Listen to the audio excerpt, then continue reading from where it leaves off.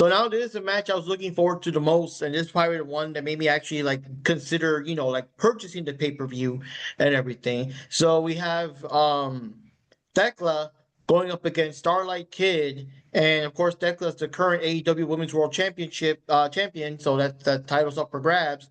And also, like I said before, her people were not like interfering; it was just one-on-one Thekla and Starlight Kid. So there's also some backstory here and there where Thekla was, I don't know, kayfabe, not kayfabe, whatever Jack can tell me, but she was fired from, I think it was Stardom and stuff Yes. because she was too extreme or whatever, and she like attacked like the Stardom president. And then there was another time where she actually randomly appeared in Stardom in some event last month or last couple of weeks, where she once again attacked the president, even though she was fired and banned and not allowed to build whatever. She still snuck in and did her thing. So here in the crowd, the president was attending, and of course, Thekla got all up on his face and everything. And so it was a good match. Starlight Kid had a good match there. They did a couple of very cool, very close call submission moves and everything. Thekla did some of her, heel tactics and stuff. And near the end, when she finally won the match, she actually got to take off Starlight Kid's mask. Of course, she covered herself up, and the refs came and whatever. And she she spat into the mask and she rubbed it all over the president's face and knocked him down and everything. So I don't like that fluids and stuff. But I mean, she could have just rubbed the mask in his face without doing the extra whatever. But anyways, yeah. So she did that, and I had to say personally, hey, Thekla was looking pretty good in that match, if you know what I mean. I mean, I don't know. She just has that wild, dangerous look. You know what I mean? But that's I don't know. You know what I mean? Like she has a wild, dangerous look. Is that someone that you want to ask out or nothing because she might kill you? But in this particular event, she was like, hey, I'd buy her a drink. After Wendy clobbers me. But I am so happy that they're using Thekla to the best of their abilities. I'm happy that she is exactly the injection that this division for AEW needed.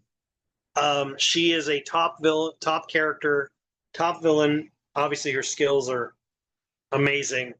I agree with you, Mark. This was a match I was hyped for the most. I love Starlight Kid. I have always loved Starlight Kid. She's probably one of my top two, if not top five at least, women's wrestlers. In fact, hold that thought. You go ahead, Johnny. I actually have more to say. Just give me 2 seconds. Okay, so for this match, I really loved Starlight Kid. This is the first time I've seen her in this match, and I think that she's very, very charismatic. She's very technical. She's very fast. She's very agile, and I just like her whole gimmick. I like her mask. I like everything about her. So that was a very good, intense match, and it's cool seeing her for the very first time. Now Thekla, oh my God, Thekla is such a powerhouse. She's so ruthless, and she was, I believe, even beating up the what's the name of that wrestling promotion? Stardom. Yeah, she was beating up the Stardom promoter because I guess the backstory was that he fired her. Yep. So I'll get into the backstory in just a second. Yeah. But I want to show this off. This is a gift I got from a friend who got it for me for my birthday. This is a signed kimono picture of Starlight Kid from 2023. Mm-hmm. Wow, that's cool, man. Yeah. So. Oh, that's pretty awesome, dude. Yeah. Yeah. So I was this close to meeting her at WrestleCon, but unfortunately the tickets sold out. So anyway. So the real quick, while we're in the topic, who are the two wrestlers on your shirt, Jack? Oh, that is. Let me see. This is during the first New Japan Stardom historic crossover. So the main event was a mixed tag team match, and it was Maika, who you guys saw earlier, and Hiroki Goto, who a lot of you guys will see in the new Street Fighter movie, he plays E Honda. He's also going to be in the G1 Climax. It was those two tagging versus Hiroshi Tanahashi, Ace, which you guys already know, and Utami Hayashishita, the Red Queen. She is basically if Okada was a woman. Like she is a freaking. But she actually wants to be there, right? Oh no, she's actually like, she's like legitimately amazing as a wrestler. But yeah, so it's Red Queen and Ace. So anyway, intergender match then, huh? Yeah, it was a tag team, intergender tag team match. Anyway, so the backstory with the whole Starlight and Thekla thing. Starlight Kid, first of all, 2 years prior, Starlight Kid and Thekla were a part of a triangle of a rivalry. It was between the three top high speed wrestlers. High speed is quick paced wrestling, where the title for the high speed championship in Stardom can only be defended in 10 minutes, and it has to be quick paced. In order to be in the high speed fight, you have to wrestle quick. So those two were two of the three top high speed wrestlers. The biggest rivals were Starlight Kid and Azumi. You guys probably remember Azumi? Yeah. Okay. So their rivalry was like even. But Thekla came in and she kept beating Azumi, but could not beat Starlight Kid. So their rivalry was always like, no matter what she did, she could never beat Starlight Kid. She was the monkey on her back. She could never beat her no matter what. At some point, Thekla left a faction called Donna Del Mondo that was head by Julia, and she joined the evil group Hate, a group that Starlight Kid was a part of originally, and then she got kicked out of. It all culminated in Thekla going into a match against Kurara Sakura. She was the last champion before the current champion of Stardom, the top champion. She was also, they made a deal with the match. If Thekla lost, if Thekla won the match against Kurara, it was for a title, for the big belt, for a big belt match. If Thekla won, Kurara and all of Cosmic Angels, which were the top good guys, had to disband. Oh. The group was done forever. But if Thekla lost, she had to join Cosmic Angels and be all cutesy and wear tutus and yeah. And Thekla lost the match clean, and she went fucking apeshit after the match. Full on was like, no! And like hit everyone with chairs and went crazy. She's like, no.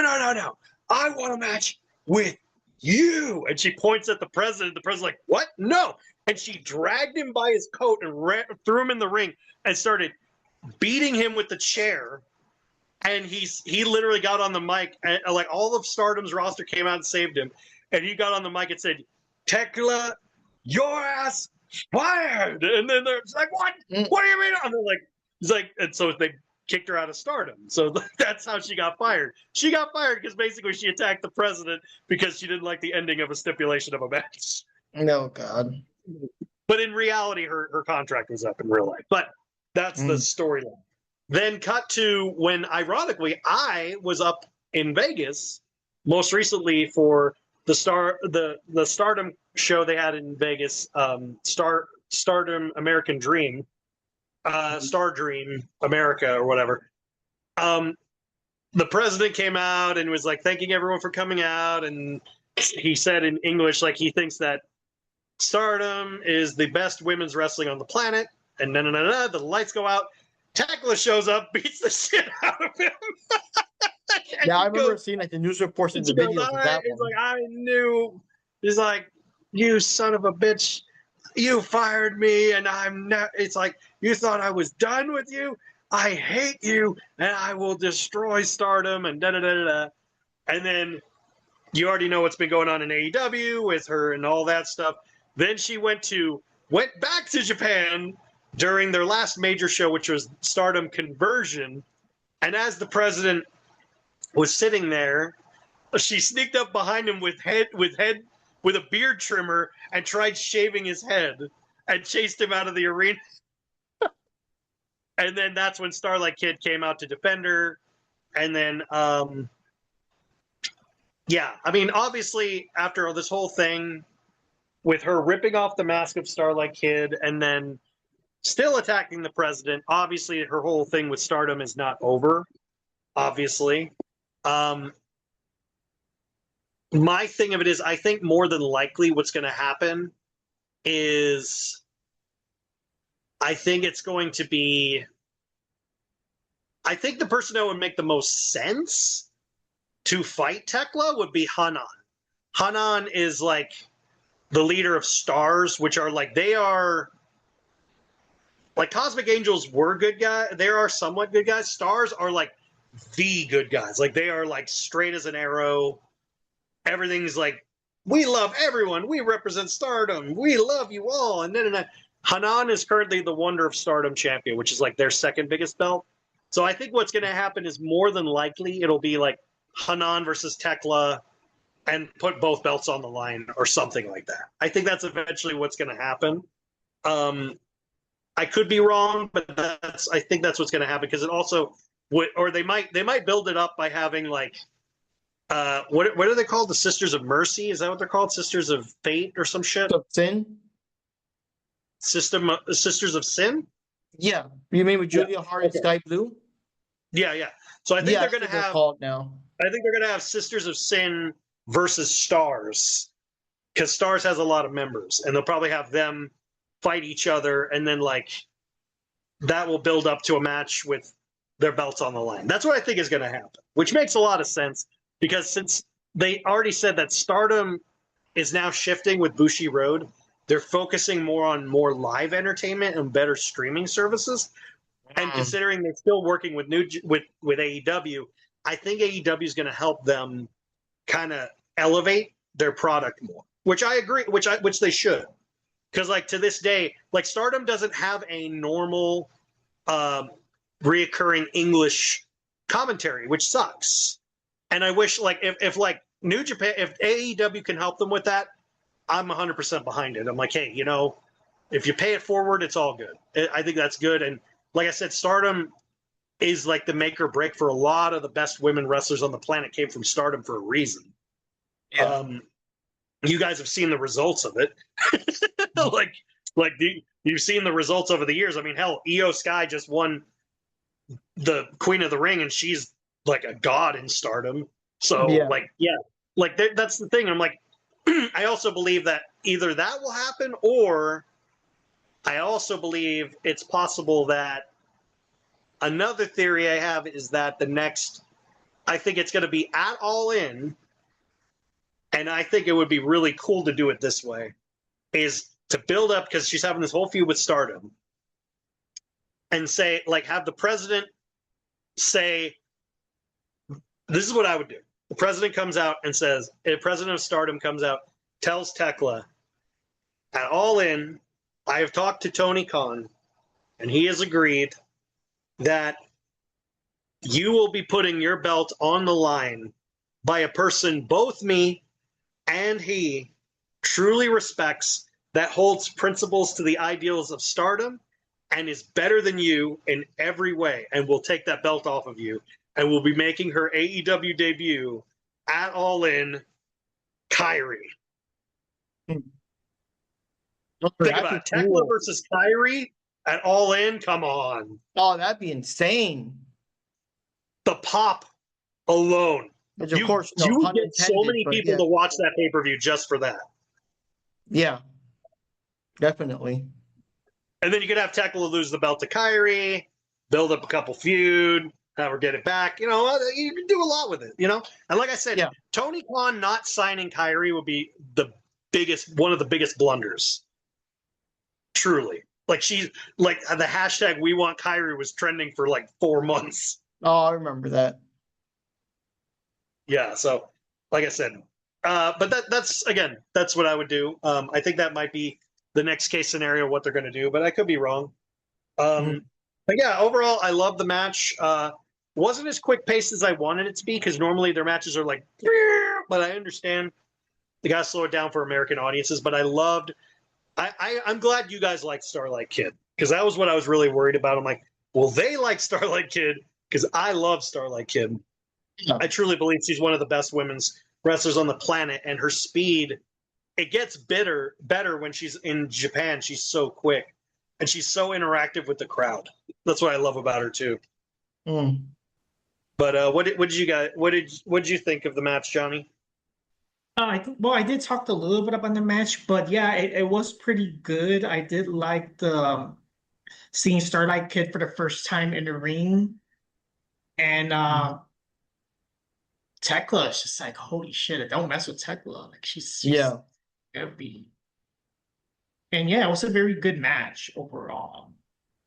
But it also makes me kind of curious to see how much faster Starlight Kid actually fights in Japan compared to how they did it here, I guess. Yeah. I'm excited to see her, and I hope she wins the 5-star Grand Prix. I'm really excited for that tournament. I cannot wait to see what's going to happen in that tournament.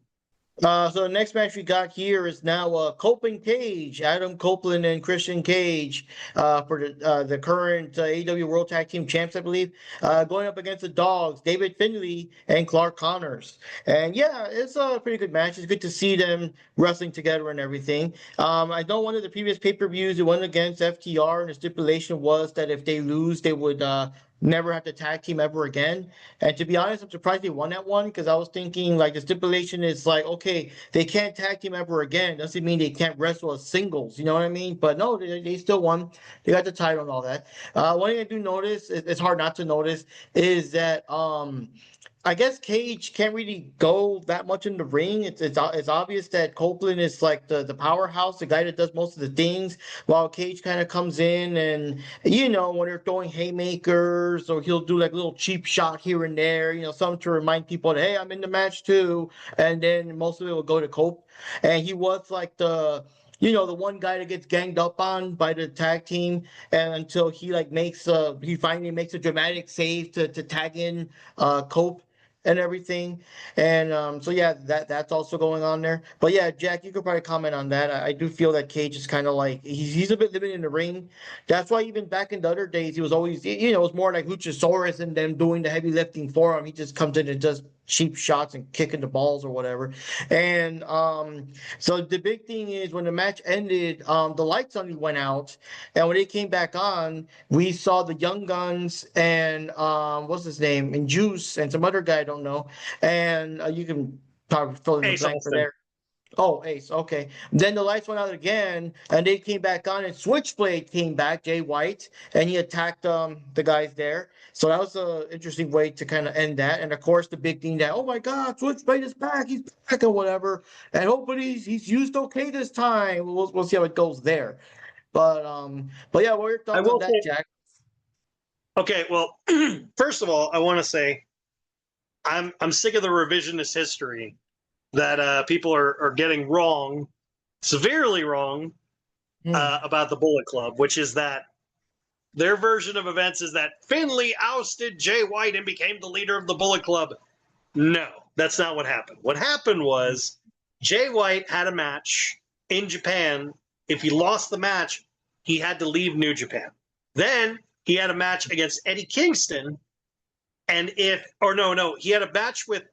a match in Japan, which if he lost, it means he could never wrestle in Japan again. And then he had another match against Eddie Kingston for the New Japan Strong Openweight belt.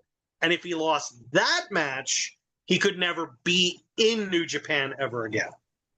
So that was the condition. And he had lost to Eddie Kingston, and I was really heartbroken. It was in San Jose. I know because I saw it live. And he was in San Jose. He was about to get on the mic. He was about to say something. Lights go out. David Finlay comes out, whacks him with the shillelagh, and then Gato comes out, and then basically he says like he's the new leader of the Bullet Club, and and then Jay walks off in the sunset. So Jay was already out the fucking door, so he can't be like It's the version that they're saying is like, oh, Finley betrayed him and he took his throne. I'm like, he was already leaving. It's kind of like someone going, oh, well, I fired you the day you quit. And it's like, well, I'm already quit, so who gives a shit? It's kind of the version of events don't make any sense. Anyway, as a little random side aside. The match itself, I will say, I do agree. Cage, first of all, he really shouldn't be wrestling anymore. There's a reason he stopped wrestling. It had to do with a never-ending strew of brain injuries, and it caused nerve damage. So that's one of the reasons he doesn't wrestle as much as he did. And you could tell he's very limited in the ring. That's why I think they put him as a tag team. But I also feel like he shouldn't have to wrestle anymore anyway, because I'm like, dude, it's kind of, like I said, it's that same thing I was saying to you before, where like, if you're nearly 50 or you're in your 50s, you really shouldn't be wrestling at all, period. Maybe be a manager, but that's about it. But I don't think you should be in the ring at all. But that's me. I thought it was a decent match. I like that they were using the dogs, the war dogs proper. I refuse to call them the dogs because that just sounds like they're selling hot dogs to people. They're I know they're the war dogs to me because they were the last members. They were the last Bullet Club run. I like Clark Connors. I always have. I've always thought that he was a very underused, underappreciated talent. He's very good, very crisp. I love his spear. It's very clean. I like David Finlay. I think David Finlay is also one of those guys who's a very, very versatile wrestler. He's very how do I put it? He's very much he's really good at like reversals and grapples, but he doesn't do too much flashy shit, which I like. It's kind of like more grounded, but it's like he does enough versatility to make it different. I remember the commentary kept saying that he was talking shit about his dad or something recently in promos. Oh yeah, so yeah, he keeps saying shit about his dad, about how he basically was saying like, oh, my dad's a piece of shit. He never helped me. He never did anything for me. And then I never made a dime off of my dad. And his dad, I guess it was like a jab at WWE because they have a faction currently going on in NXT called Birthright. And their whole gimmick is that all of them are Nepo babies, which is true. So it's, I forgot his name, as Isaiah White or something like that. And his real name, he's actually in real life David Finlay's younger brother. He's actually David Finlay's younger brother in real life. There's him. There's Charlie Dempsey, who is William Regal's son. There's Ariana Grace, who is Santino Marella's daughter. And then Lexus King, who's Brian Pillman's son. Or Brian Pillman Jr., you probably remember him. So that's what Birthright is. Their whole thing is like, oh, it's our birthright. We're owed it because we're family, whatever. You know, it's a gimmick. It's a gimmick. They're heels. They're whatever. Anyway, so basically, like David Finlay got all butthurt, and it was like, I never made a dime off of my dad's name. My dad and and then Finlay literally responded on Twitter going, "Is that why you wrestle under my name?" Got you there, man. You do call yourself David Finlay. Like you got him there, man. I'm like, you kind of got you there, man. You can't really deny that shit. Like, I'm not using my daddy's name. I'm like, yeah, you are. You still got his name, bro. It's like, you know, it's just really funny. But honestly, like I said, I thought it was a decent match. I'm happy Jay's back. I hope they use him proper. I doubt they will, but I hope they do. If it's anything like they did before, I'm just hoping his contract ends sometime soon so he can go to NXT. Anyway, what did you think, Johnny? It was all right match. I wasn't too invested into the match. You can tell that Adam Copeland and Christian Cage. I always get those two confused. I don't know why they always look so similar.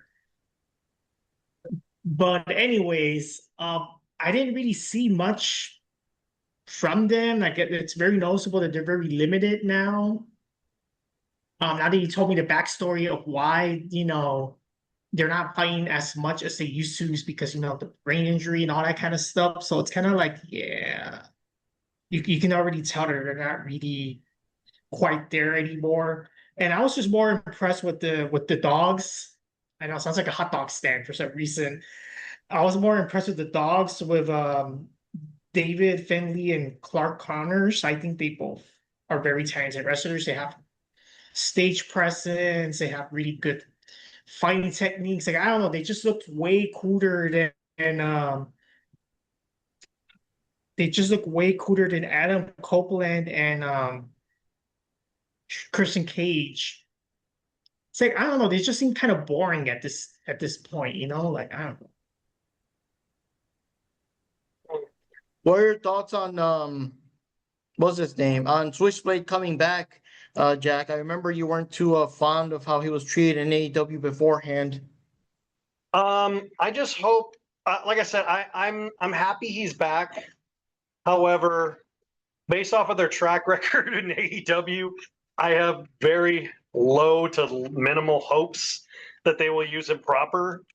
I mean, considering they basically destroyed his career with the, broken man beats you. Like you can't really recover from that shit. Bro chachos. Oh god, yeah. That stupid dumbass gimmick. But I'm like, I was hoping, I'm hoping that they'll use him proper. But my hopes at this point with Jay are more, I hope his contract ends soon so he can go to NXT. Because honestly, I think he'd be better off there. I mean, like, the fact that he's been gone for 15 months and nothing has changed with his gang or his group, that right there tells you enough to know they don't give a shit. Mm. I think they just wanted a pop of like, hey, someone returned. Oh my God. Granted, I'm happy he's back. I mean, it's been 15 months, which is crazy because, he's never been had an injury that severe. And I'm hoping it's not going to affect his skills in the ring. Mm-hmm. But I'm curious, but I'm not optimistic. Yeah. That's the best way I can put it.